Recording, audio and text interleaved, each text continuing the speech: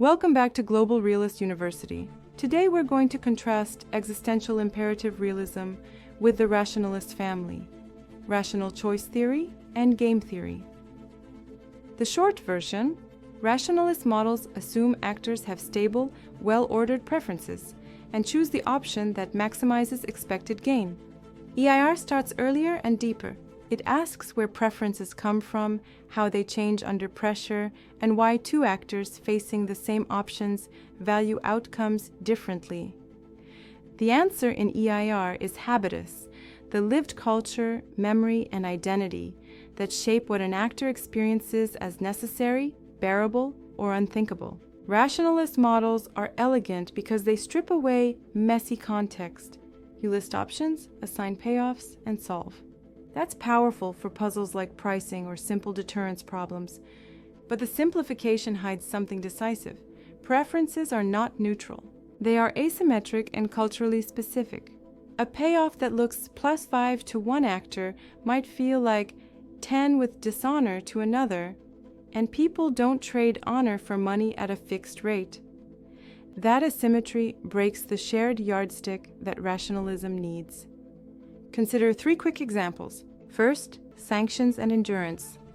A standard game theory matrix might predict a sanctioned state will bargain when costs become high. Yet Iran, Cuba, and North Korea have often absorbed severe economic pain while refusing concessions that would threaten regime identity. If you treat GDP loss as the universal metric, their choices look irrational. If you treat regime identity and survival myth as non-fungible, the persistence makes sense. Habitus puts survival of the story above comfort, in the moment. Second, energy choices in Europe. In a clean rationalist model, all states facing a supply shock diversify quickly toward the cheapest, most reliable fuel mix. But Germany's post-war identity, pacifism, environmental virtue, and deep discomfort with rearmament tilted preferences toward choices that preserved moral self-understanding even at high industrial cost. The calculus wasn't just price, it was continuity with a national self-image. EIR reads that as a preference formed by memory. Third, deterrence and crazy risk.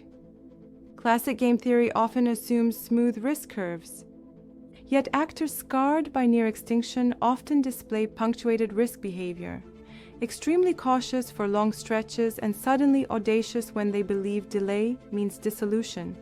Israel's early preemption doctrine or Ukraine's 2022 national mobilization despite long odds look less like smooth utility maximization and more like identity-driven thresholds, habitus flipping a switch from hesitation to necessity. This is why EIR rejects the rationalist starting point. It's not that people can't do math, it's that the math is downstream from meaning. Habitus tells a society which losses are humiliation and which are sacrifice, which gains are glory and which are contamination, which delays are prudence and which are slow death. Those labels don't live in the payoff table. They live in culture.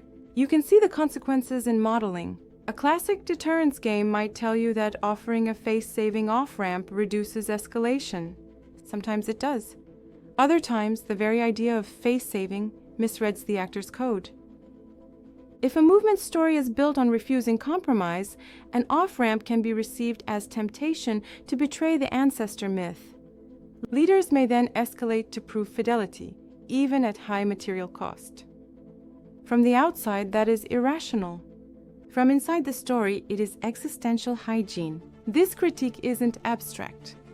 The rationalist tradition that grew up around think tank war games achieved breathtaking technical excellence, but it often treated culture and memory as noise. When models like these guided policy, they sometimes produced confident predictions with brittle assumptions. That people discount the future in standard ways, that they trade material goods for status on a fixed curve, that pain changes behavior linearly. Vietnam's body count logic, for example, projected that accumulating losses would push the adversary to bargain.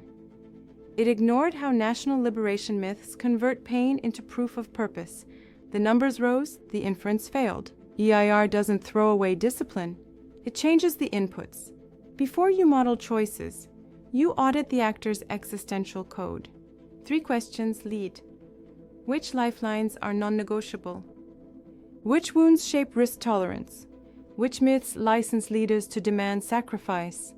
The answers tell you how to weight outcomes and where thresholds truly sit. You can still use a game, but the payoffs are no longer generic. They are rewritten in the actor's language. Let's translate that into a method you can use tomorrow. Step 1. Map the structural constraints, capabilities, geography, exposure, allies. Rationalists do this well. Keep it. Step 2. Recover habitus.